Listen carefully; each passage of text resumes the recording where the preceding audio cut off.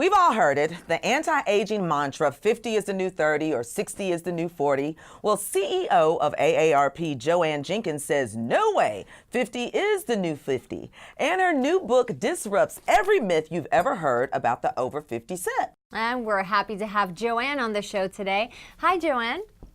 Hi, good morning. How are you? Okay, so tell us, why do you say 50 is the new 50? Well, I want to encourage people to live and own their age, that 50 is in fact the new 50, and it looks very different today than it did for our parents and grandparents. The way we are aging is changing, and we're living more active and productive lives than our parents or grandparents did at the same age. And so Disrupt Aging is about challenging the outdated beliefs and stereotypes about what we should or should not do at a certain age, and really trying to get us to change the conversation in this country about aging. And what actually inspired you to write your new book? Well, I think it was had a lot to do with how I was living my own life. At 58, I feel very good about what I'm doing and my give back to society. As we've been going around the country talking to people, they're saying that's exactly how I feel, that we have a lot more to give.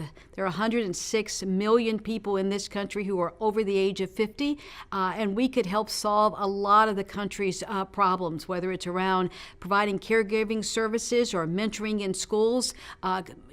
People 50 and older are one of the fastest growing groups of people who are starting their own small businesses. And so we have a lot to give back, and we shouldn't be judged by how old we are based on what we can do. Okay, and so when it comes to ageism, what are some of the biggest challenges and how can viewers help combat them?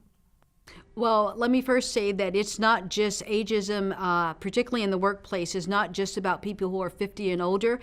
There are people who are younger who are being discriminated against as well.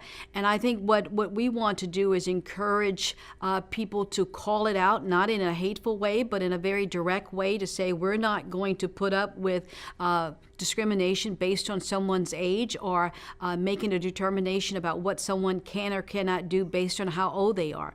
And so that's what Disrupt Aging is all about.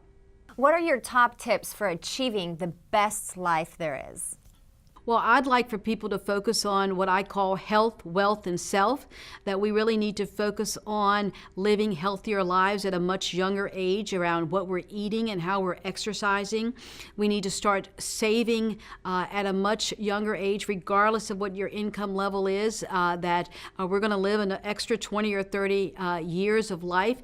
How do we make sure that we have the financial means so that we don't outlive our finances? And really to focus on self. How do we find personal fulfillment in everything that we do so that we feel good about the kinds of activities and social engagements that we are involved in our own personal lives? All right, this book seems outstanding. Where can our viewers go for more information? We'd like for them to go to disruptaging.org. There they can have access to all kinds of educational content and information, as well as order the book if they'd like to. CEO of AARP, Joanne Jenkins, thank you for enlightening us on Coffee with America. Thank you.